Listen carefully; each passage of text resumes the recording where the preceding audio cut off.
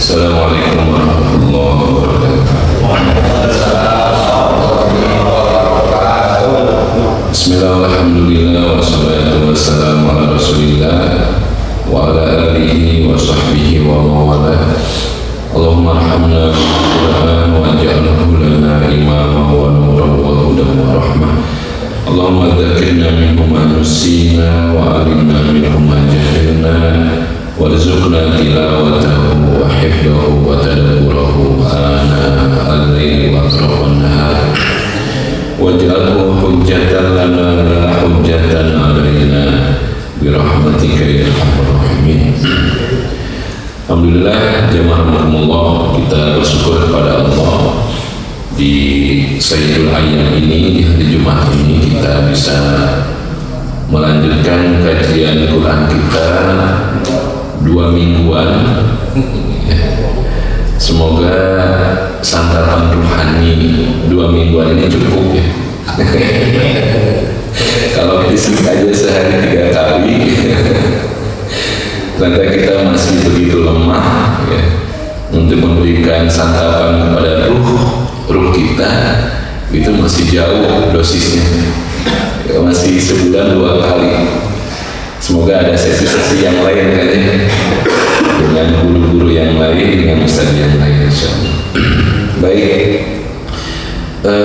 jamaah rahimakumullah, ada ungkapan yang harus menjadi perenungan kita ya, yaitu ungkapan kunna nudarisul maghazi kama kunna nudarisul Quran. Kami itu dari dulu nudarisu, senantiasa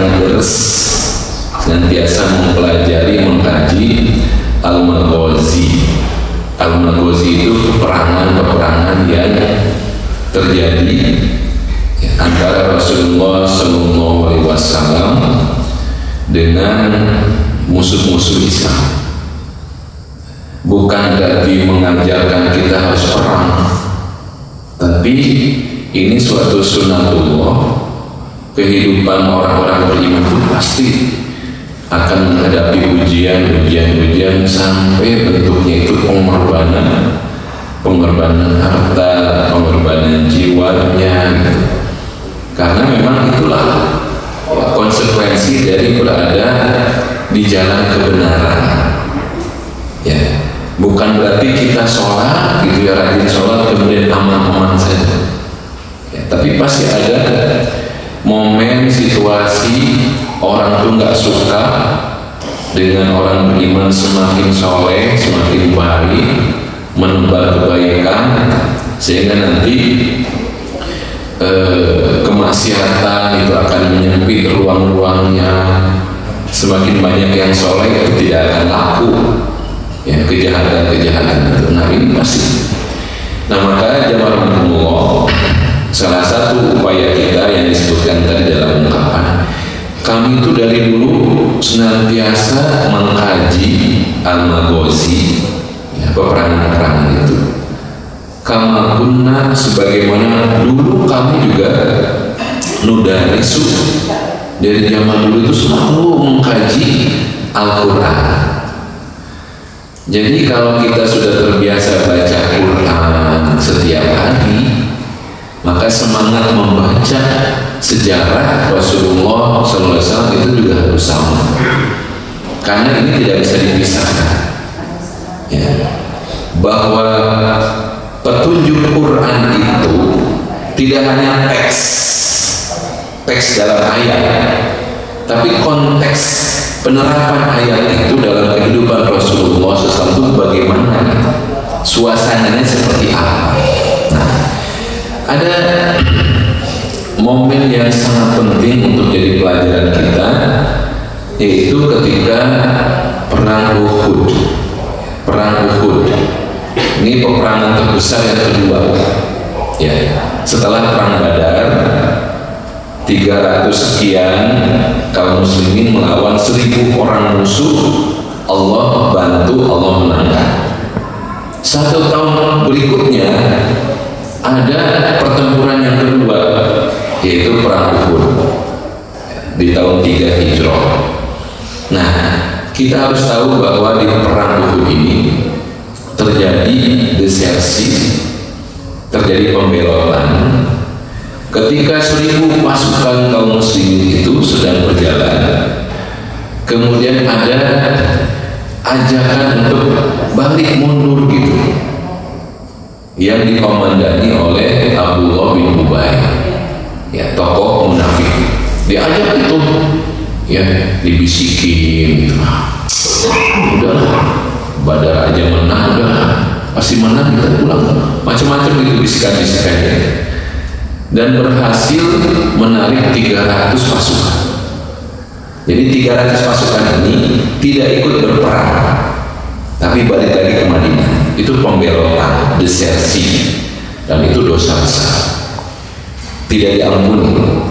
Nah, nanti setelah berjalan, kemudian terjadi peperangan dengan Rasulullah membuat strategi, ada pasukan pemanah gitu ya, ada yang kemudian di bawah.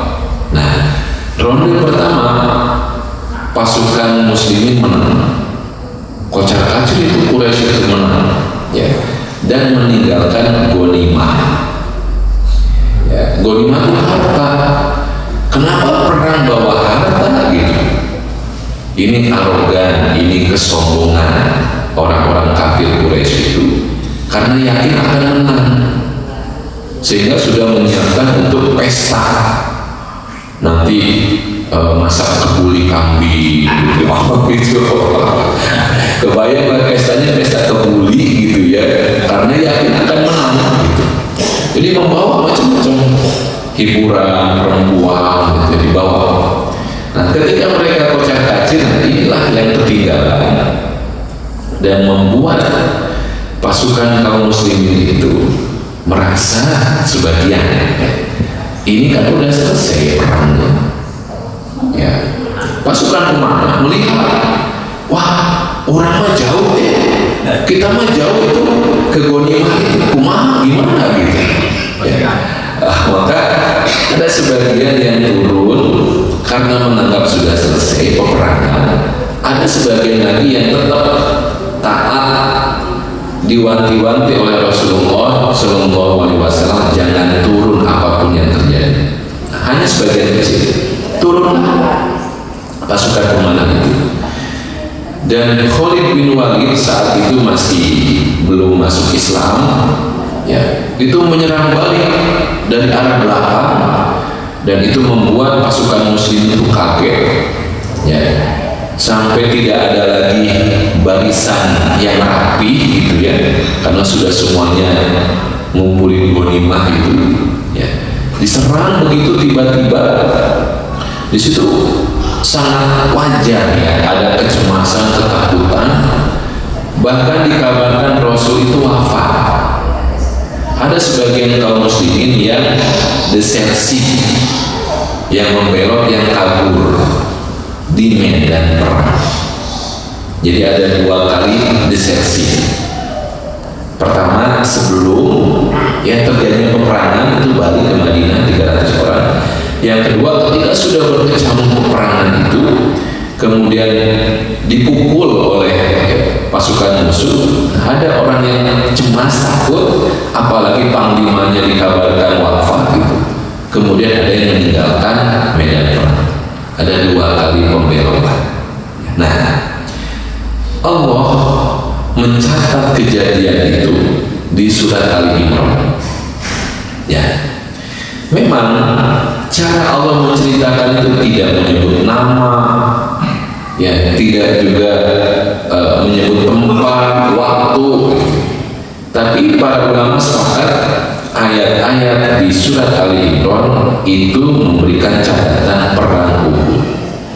Jadi sekali lagi ada sejarah, ya, kasus sejarah, kemudian Allah menurunkan ayat Quran, mengomentari, kemudian memperbaiki, ya, kejadian ini kepada para pelakunya. Tapi ayat-ayatnya ini berlaku umum, menjadi prinsip-prinsip umum dalam kehidupan kita dengan mengambil contoh kasus ini. Ya, nah, di ayat 152. Ayat 152 surat Ali Imran. Walaqad sadaqakumullahu wa'dahu ittahsunahum bi'idni. Dan sungguh Allah telah sedekah. Sungguh Allah telah memenuhi janjinya, ya, wa'dahu, ketika kalian itu membunuh mereka bi'idnihi, dengan seizinnya. Jadi ini peperangan yang pertama, ya, kaum muslimin itu dibantu oleh Allah membunuh, ya, musuh-musuh itu. Ya, ini ronde pertama perang Uhud. Hatta idza fashiltum wa tanaza'tum fil amri wa asaitum. Sampai ketika kalian itu lemah, fashiltum, kalian lemah, ada kelemahan. Kemudian wa tanaza'tum fil amri, dan kalian berselisih paham dalam urusan itu, ghanimah itu, ya. Wa asaitum, dan kalian berbuat maksiat. Asaitum itu kalian berbuat maksiat dengan melanggar larangan Rasulullah SAW. Karena apa? Gara-garanya adalah min ba'di ma arakum ma tuhibbun. Karena diperlihatkan kepada kalian ma tuhibbun, apa yang kalian sukai. Apa yang kalian sukai diperlihatkan. Bayangkan zaman kamu ini sedang dalam perjuangan, ya, sedang perang yang siap mati, ya, menang, tapi begitu diperlihatkan apa yang dicintai oleh jiwa manusia, itu bisa nagaleong, bisa nagaleong. Ini kan prinsip umum. Peperangan buat kita mungkin bukan perang Uhud, tapi perang melawan bantal, ya, untuk bangun, ya, untuk sholat witir, untuk sholat berjamaah, mungkin itu peperangan kita. Ya. Sudah pakai sarung, sudah ngambil wudu, tapi ada tuhibunnya apa misalnya? Tuhibunnya itu tiba-tiba ada notif gitu, ya.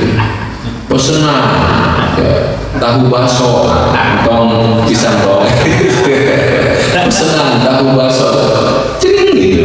Wah, itu matuhibun, itu yang kalian sukai. Itu bisa ngagaleong, bisa membuat gagal perjuangan yang sudah diawali beberapa etape itu. Nah, silakan kita memperkaya bahwa perjuangan dalam ketaatan Allah itu apa saja, banyak gitu. Ketaatan itu perjuangan, ya. Jadi karena kualitas kita ini, ya, pas-pasan, jadi jauh dari kalau ke peperangan seperti perang Uhud. Tapi kita mendatangi sholat, kemudian buka mushaf, tilawah, itu perjuangan. Ya. Nah, uniknya Allah itu tidak menyebutkan spesifik matuhibun, apa yang kalian sukai itu tidak disebutkan. Meskipun ceritanya tentang ghanimah, tapi nggak disebutkan. Kalau spesifik yang dimaksud adalah ghanimah, harusnya kalimatnya itu alladzi tuhibbunahu, alladzi, menggunakan alladzi. Tapi di sini menggunakan ma, itu umum. Jadi bisa apa saja yang kalian sukai itu. Ya, kalau namanya Pak Agus misalnya sukainya apa? Donat misalnya. Mensukai makanan. Ada mungkin mensukai orang itu jabatan. Yang dia sukai apa? Bertambahnya harta, kekayaan. Yang dia sukai apa? Mungkin juga urusan hasrat seksualnya, perempuan, lawan jenis, itu mungkin tuhibunnya itu. Jadi dengan disebutkan umum, maka godaan kepada setiap orang itu bisa beda-beda. Maka nanti ada kisah seorang prajurit pejuang kemudian juga hafal Quran itu membelot gara-gara menemui matuhibun, apa yang dicintainya itu, yaitu perempuan berambut pirang. Gara-gara rambutnya pirang itu dia menghidung gitu ya, hitam gitu. Melihat perempuan berambut pirang itu nagaleo matuhibun, membelot itu. Ini subhanallah ya. Nah ini kata Allah. Jadi ada 3 langkah kenapa kalian itu kemudian ya terjadi seperti itu. Pertama, fasiltum itu lemah. Pentingnya kita terus menjaga kekuatan ruhiyah kita, menjaga kekuatan ketaatan kita, karena itulah pintu pertama ya kita bisa teguh istiqomah ya, istimror dalam suatu amal. Itu kelemahan secara spiritual harus dilawan. Ngantuk, kesibukan, tetap waktunya sholat, akhirnya kita harus zikir ya, kita berbagi infak sedekah ya, keluarga ya, harus itu. Karena kalau tidak begitu nanti ada watanazatu, perselisihan ya, berselisih. Jadi Bapak Ibu jamaah Allah, persatuan umat Islam itu bukan sekedar diusahakan oleh manusia, tapi bagaimana manusia ini, orang-orang beriman ini senantiasa mendidik jiwanya untuk menuju Allah. Ini persatuan di sini. Tapi kalau yang satu itu setengah-setengah, yang ini hanya 25% niat untuk Allahnya itu, maka itulah sumber perpecahan ya, perselisihan. Tapi kalau kita datang dari berbagai macam background ya, latar belakang, profesi beda-beda, kemudian asal daerah beda-beda, mungkin afiliasi ormas beda-beda, afiliasi atau pilihan partai politik beda-beda, bisa jadi. Tapi kalau semuanya lillahi ta'ala, niatnya kepada Allah, itu akan tersatukan. Allah akan menyatukan hati-hatinya itu. Tapi kalau satu kesatuan, satu ormas, satu parpol, satu organisasi, satu ikatan rumah tangga, kalau tidak ada sama-sama menuju Allah, itulah ya cikal bakal watanazatum, perselisihan itu ya, ayam di sarung, ayam di peci, ayam baju koko, ayam batik, itu beda-beda ya gitu. Ada yang pakai gamis, nggak masalah selama semua itu menuju Allah. Nah, watanazatum, perselisihan itu begitu.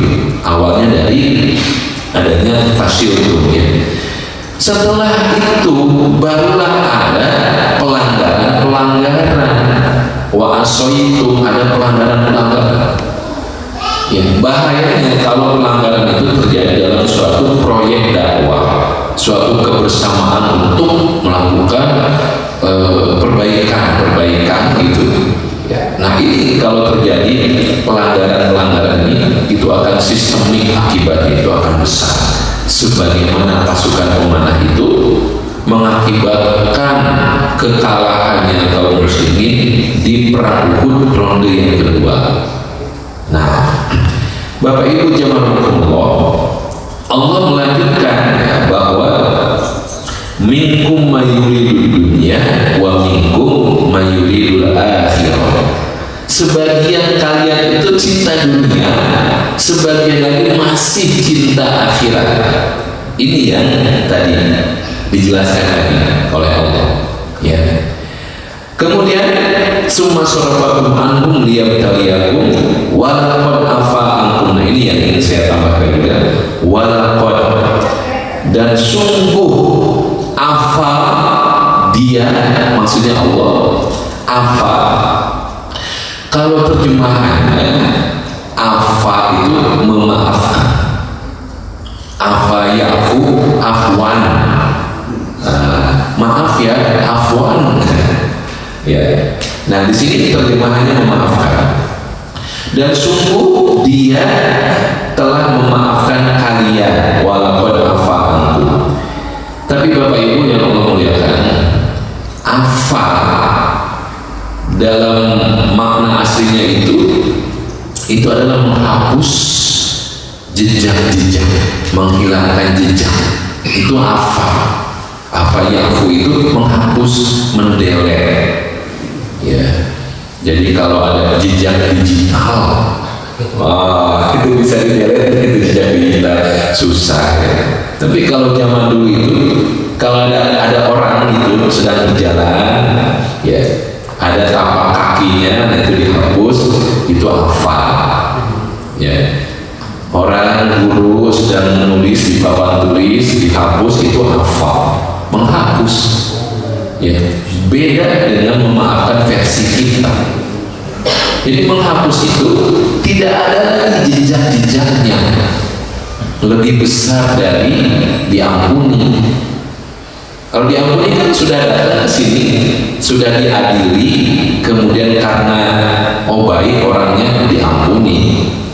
Ya, tapi kalau dimaafkan, kalau afa itu melakukan pelanggaran di jalan raya, kemudian damai. Oh, itu bukan apa ya. Pokoknya tidak masuk persidangan, itu apa? Ya, didelete, dihapus. Ini hebat banget. Kenapa kalimatnya itu Allah afa, menghapus, mendelete? Saking ya, Allah itu sayangnya kepada mereka. Ya, bayangkan pasukan pemanah ini kan pasti menyesal telah berbuat salah yang menyebabkan kekalahan, menyesal. Maka yang Allah berikan itu penghapusan. Coba bayangkan ya, penghapusan. Dan ini harus menjadi akhlak yang harus kita upayakan dalam berhubungan dengan orang lain, dengan manusia itu. Kita harus punya akhlak al-afu, menghapus kesalahan orang, supaya kita mendapatkan penghapusan dosa-dosa kita dari Allah. Berlaku begitu ya. Nah kenapa dihapus? Karena Allah ingin mengobati rasa bersalah para pejuang ini. Mereka hanya tergelincir, padahal sudah ikut berjuang.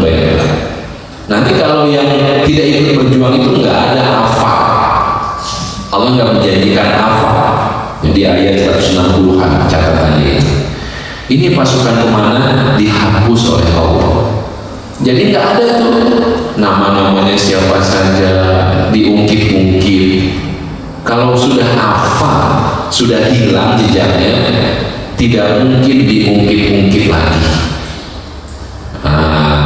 Tapi kalau masih ada, terjadi perselisihan. Ada perselisihan, kemudian memori setahun yang lalu, memori ingatan 5 tahun yang lalu, 10 tahun yang lalu muncul lagi diungkit-ungkit. Itu udah si bapak memang tiba lagi itu. Nah itu bukan apa, karena masih muncul lagi. Itu berarti belum bersih. Jadi apa itu betul-betul bersih, nggak ada diungkit-ungkit lagi. Itu apa? Hebatnya.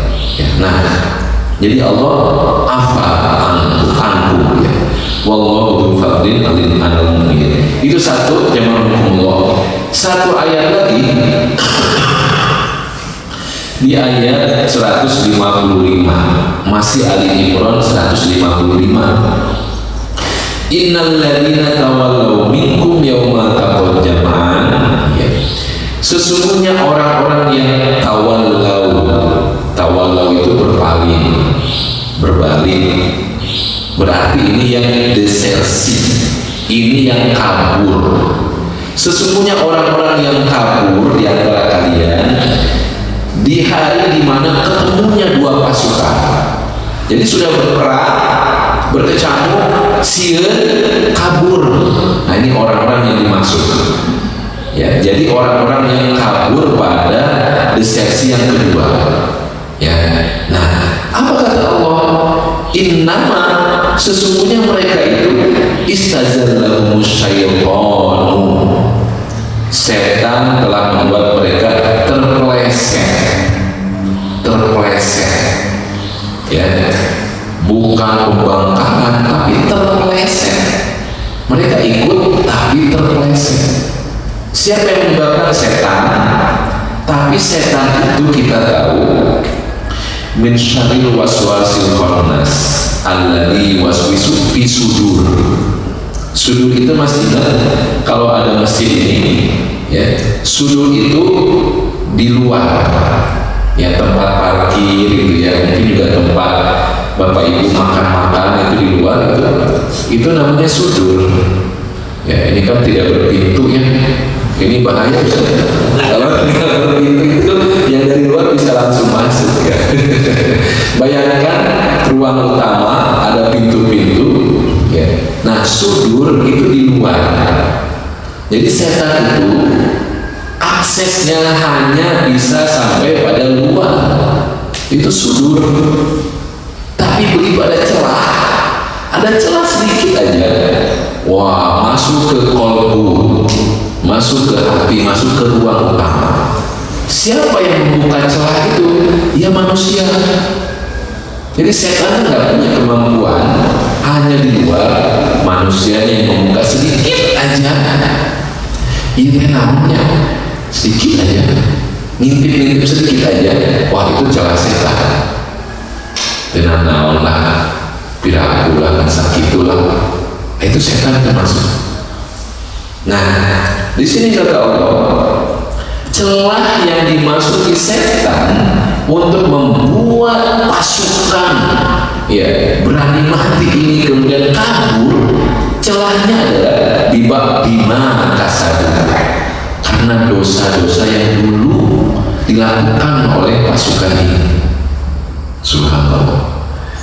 Jadi dosa itu, ya, itu adalah celah yang nanti setan masuk di situ, dan itu menyebabkan kelemahan dalam suatu perjuangan. Dosa itu dampaknya luar biasa. Mungkin tidak akan terasa dalam sehari, seminggu, sebulan.